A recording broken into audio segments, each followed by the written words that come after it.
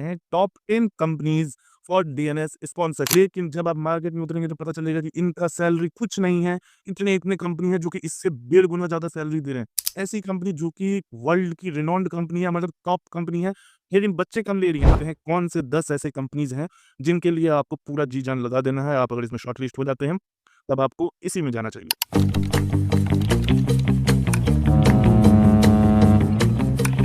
Watch your six.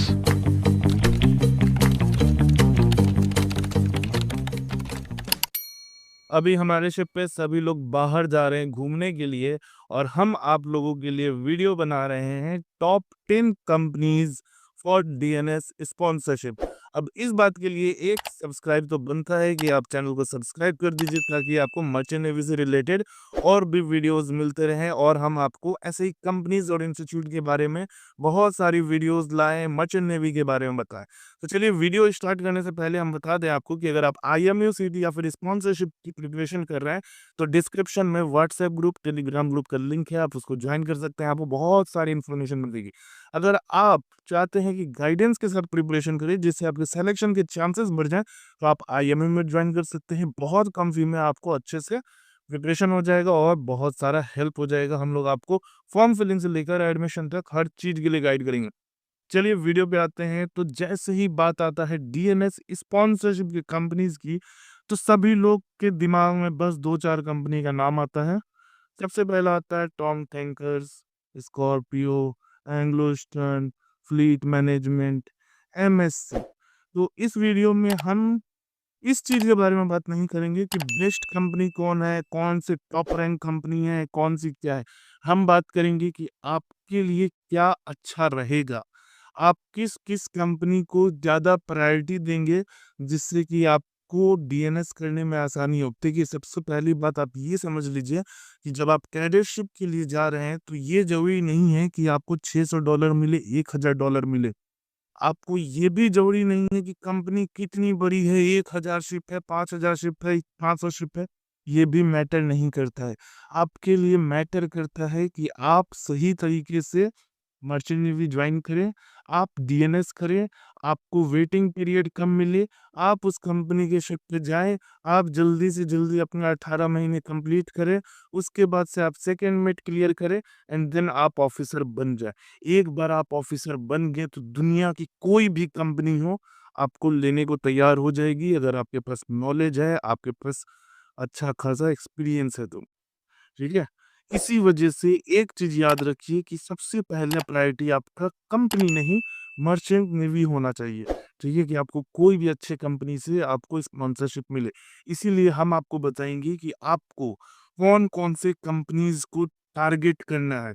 देखिए, company बहुत है दुनिया में। अगर आप जैसे ही शिपिंग इंडस्ट्री में घुसेंगे ना, तो आपको ये जितने भी आप जिस कंपनी को ड्रीम कंपनी बना के रखते हैं, वो कंपनी स्टैंड तक नहीं करती है। ऐसी-ऐसी कंपनीज़ हैं मार्केट में, ऐसी-ऐसी कंपनी हैं जो कि इतने ज़्यादा सैलरीज़ दे रही हैं कि जो आपकी ड्रीम कंपनी है वो उसके सामने स्टैंड नहीं करती है।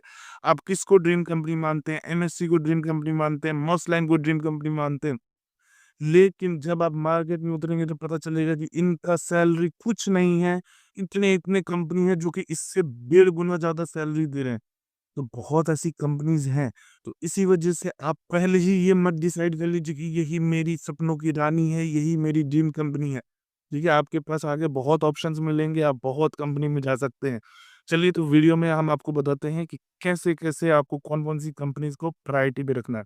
देखिए, जहाँ तक हम हमेशा बोलते हैं, प्रायोरिटी आपकी उस हिसाब से होना चाहिए कि जिसमें आपको फेयर चांसेस मिलें और आपके सिलेक्शन के चांसेस किसमें सबसे ज़्यादा है। जो भी 70% के ऊपर पीसीएम वाले हैं ना, जिनका पीसीएम 70% के ऊपर है, हम तो यही कहेंगे कि सबसे पहला प्रायोरिटी आप प्रिपरेशन में एंग्लो ईस्टर्न को दीजिए। क्योंकि एंग्लो ईस्टर्न का पीसीएम क्राइटेरिया जो है 70% के ऊपर है, लेकिन इसमें सिलेक्शन के चांसेस सबसे ज़्यादा हैं। क्योंकि अगस्त बैच में 160 बच्चे, फ़ेब बैच में 120 बच्चे, टोटल 280 बच्चे लेने हैं इनको 1 साल में। तो ज़ाहिर-सी बात है बच्चे भी ज़्यादा सेलेक्ट होंगे और जब बच्चे ज़्यादा सेलेक्ट होंगे तो चांसेस ज़्यादा रहेंगे सेलेक्ट होने के। इसी वजह से आप इसको प्रायोरिटी पे ले सकते हैं। उसके बाद से आता है फ्लीट मैनेजमेंट। फ्लीट मैनेजमेंट 1 साल में 150 से भी ज़्यादा बच्चे लेता है। अब जब इतने ज़्यादा बच्चे ले रहा है तो सिलेक्शन के भी चांसेस ज़्यादा रहेंगे। जब सिलेक्शन के चांसेस ज़्यादा रहेंगे तो ज़ाहिर-सी बात है आपका सिलेक्शन होने का चांस रहेगा। तो फ्लीट मैनेजमेंट को लीजिए। उसके बाद से एमएससी, एमएससी साल में 120 या 160 बच्चे ले रही है। अब इतने ज़्यादा बच्चे ले रही है तो ज़ाहिर-सी बात है इसका भी अच्छा खासा चांस है। एमएससी को आप लीजिए प्रायोरिटी पे। ग्रेट ईस्टर्न, ग्रेट ईस्टर्न 1 साल में 160 बच्चे ले रही है, तो उसको प्रायोरिटी पे लीजिए। सिम्स, सिम्स में ईएसएम 120 बच्चों को ले रही है, उसको प्रायोरिटी पे लीजिए। सिनर्जी 80 से 120 बच्चे ले रही है। ये सब जो भी कंपनीज़ हैं, जिनके भी हम नाम बता रहे हैं, ये सब इतने ज़्यादा बच्चे ले रहे हैं कि आपके सेलेक्ट होने के चांसेस बहुत ज़्यादा रहेंगे। अब उसके बाद से आइए, ऐसी कंपनी जो कि वर्ल्ड की रिनॉन्ड कंपनी है, मतलब टॉप कंपनी है, लेकिन बच्चे कम ले रही है। आप इसको प्रायोरिटी पे रखिए, हम ऐसा नहीं बोल रहे हैं कि ये प्रायोरिटी पे नहीं है। ये टॉप प्रायोरिटी पे होनी चाहिए कि अगर आपको मिल जाता है तब। अब ये नहीं कि आप सब कुछ छोड़ के कि नहीं मुझे तो टॉर्न ही चाहिए, मुझे स्कॉर्पियो ही चाहिए, मुझे सिर्फ़ यही चाहिए और फिर आप फॉर्म नहीं फिल करें किसी का। मान लीजिए आप टॉर्न स्कॉर्पियो के लिए बैठे हैं और टॉर्न स्कॉर्पियो आपको शॉर्टलिस्ट तक नहीं करे, तब आप क्या कर लीजिएगा? इसी वजह से आप प्रायोरिटी पे रखिए। कोई नहीं कह रहा है कि हाँ, मतलब आप को मिले तो आप मत जाइए, नहीं। टॉर्न, स्कॉर्पियो ये सब मिले तो आप एंग्लो साइड कर दीजिए, फ्लीट मैनेजमेंट साइड कर दीजिए। प्रायोरिटी पे यही हो जाएगा। लेकिन पहले मिलना चाहिए। आप पहले ही से ही ये डिसाइड करके मत रखिए कि मुझे तो इसी में जाना है। क्योंकि अगर आपको उसी में जाना है और आपको शॉर्टलिस्ट नहीं किया गया तो आपके दिल के अरमा आँसुओं में बह जाएँगे। आप कुछ नहीं कर पाएँगे। बहुत बच्चे हम देखे, बहुत लोगों को देखे हैं जो कि ये सपने सजा के रखते हैं कि मुझे टॉर्न में जाना है, मुझे स्कॉर्पियो में जाना है और वो लोग फॉर्म फिल भी नहीं करते हैं किसी का, कि मुझे तो इसी कंपनी में जाना है और किसी रीज़न से वो नहीं हुए शॉर्टलिस्ट। ठीक है? टॉम में साल में 15 से 20 बच्चे ले रहा है। स्कॉर्पियो पिछली बार आया ही नहीं, इस बार फर्स्ट बैच में आया तो 8-10 बच्चे वो से भी कम लिया। तो जब शॉर्टलिस्ट ही नहीं करेगा तो आप फिर क्या कर लीजिएगा? फिर आपका टाइम वेस्ट है। ठीक है? इसीलिए हम कहेंगे कंपनीज़ सारे फॉर्म फिल कीजिए। ठीक है?